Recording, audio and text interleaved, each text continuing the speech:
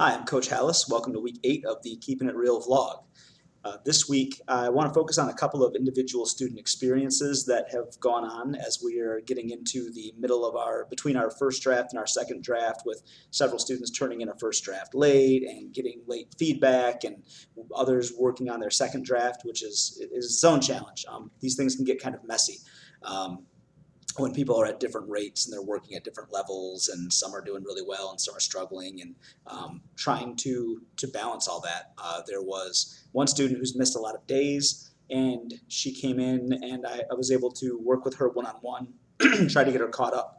And I asked her about moving on to the next step, what she was going to have to do in order to get to a point where she was proud of this thing that she was going to put her name on and that was going to be published and that people were going to read. And she kind of recoiled at that and asked me, like, oh, why do I have to do that? Why does this have to be published? Why does this have to be put out there in the real world? And I asked her, would you enjoy this more if it were something like the 17th time that you've written a 5-paragraph essay about like dress code policies or something that we do traditionally? And she said, no, my brain doesn't work that way. But she was still a little bit kind of nervous about this thing being published and being made real. and and that's a good thing. I guess that's kind of like my theme for this week, of trying to point out that a little bit of anxiety, a little bit of being pushed beyond the student comfort zone is a good thing, and it has to be done carefully. It has to be done in small scales or increments where you build your way up to that, which leads to a student that another student who was behind.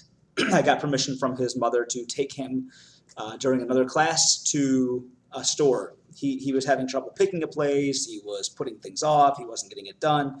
I suggested that we check out a local thrift store that's existed for less than a year, and they're a nonprofit store.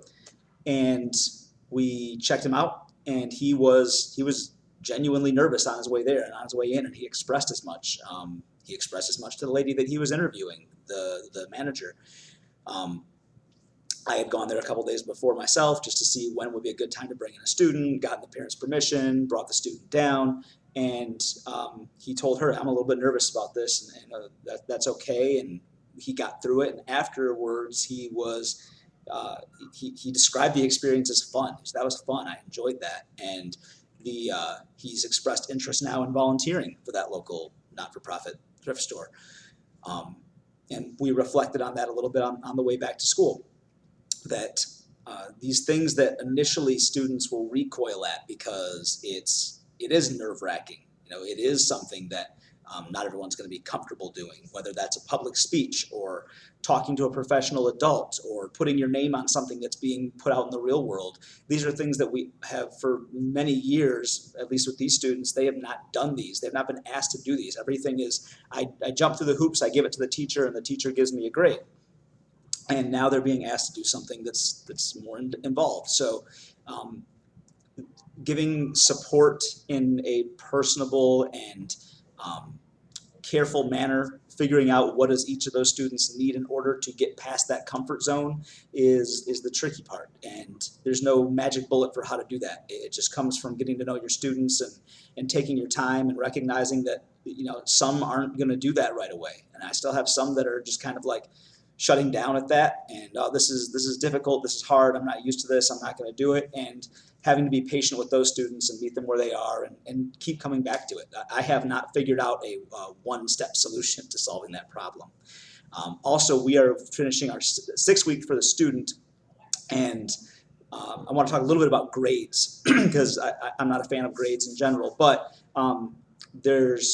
in the way that I've structured this, I've been giving them grades for different steps along the process. So you get a grade for turning in a thesis statement on time. You get a grade for turning in your first draft on time. You get a grade for submitting something where you've reached out to a representative for your business, things like that. So small grades along the way of, like, some of them are pass-fail and some of them have more room for like incremental improvements of you did this well, and let's review this, reflect on this, and let's do it better. So each of those steps can be its own opportunity for grading. And as long as you are transparent with the students about what is getting them what grades, and you can get into rubrics and things like that as well, there are opportunities to have consistent grades when you're trying to meld something like project-based learning into a more traditional structure of what students are expecting and what their parents are expecting in terms of progress reports and things like that. So that's where we are as of the end of week 6 and the 8th week of this vlog.